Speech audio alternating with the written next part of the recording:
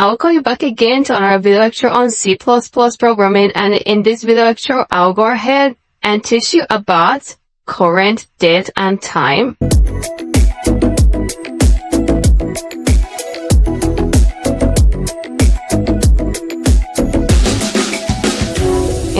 Alright, so most of the things we're going to discuss on that time we inherited from C language. This is because that C++ does not provide proper data type for date and time. So whenever you're going to work with time, so most of the things you're going to use, we got them from C language, and we go ahead and use it in C++, because remember C++ is still the have version of C language. So they're just like brothers and sisters, so they do things together, and whoever knows C and knows C++, we see that most of the things we do are closely related. So let's just say that you want to retrieve the current system, date and time, your computer. So either you want to do that as a local time or as a coordinated universal time, that is UTC. We're going to write a simple code that will help us to get current, date and time for a computer. But the very first thing is, before you can be able to work with time, you have to go ahead and bring in a header file. So # include C time. So whenever you include C time, then you can be able to work with date and time. Alright, it's very, very necessary, very important. So let's go ahead and say to get the current date and time based on the current system on your computer, you go ahead and say time_t, time_t now. Okay, is equal to time and pass the value of 0 right inside the ampersand semicolon at the end. So this we have to get the current, date, and time based on the current system. Alright, so now you have to convert this time to string. It's very important. So for you to be able to read that, you have to convert it to string. And to convert that, you go ahead and say char x_. Let's say we can use any name. You can say date time or DTR. Let's say date time. So let's say char date time is, you can use any name of your own choice, okay, is equal to C time. Remember, you've imported C time already, so C time, and that is going to be now. So the address is now. So go ahead and put semicolon at the end, and then go ahead and print out the time. So CR is equal to, say, the current date and time is, the current date and time is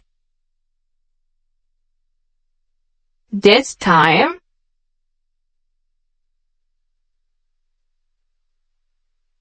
so put semicolon at the end, and let's run this code and check it out. So I believe everything is okay and that is gonna work out fine.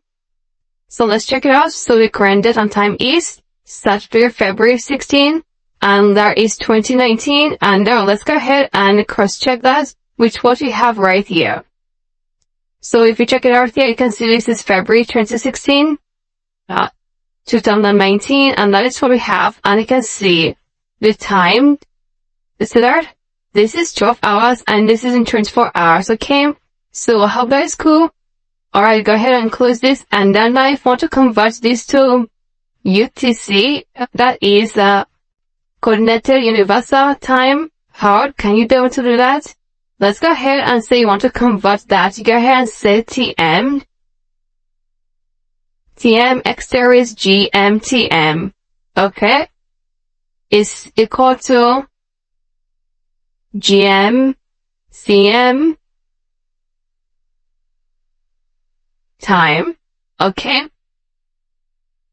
sorry, GM time, okay, and you pass in the value of now, right in there, and place semicolon at the end. And then you say DateTime is going to be equal to S time, and we pass in GM, TM, right in there, and place semicolon at the end. And let's go ahead and print out that, and let's say I want to copy every 0 right here, and press that. Okay, copy this. Press this here. So I want to run this code and check it out.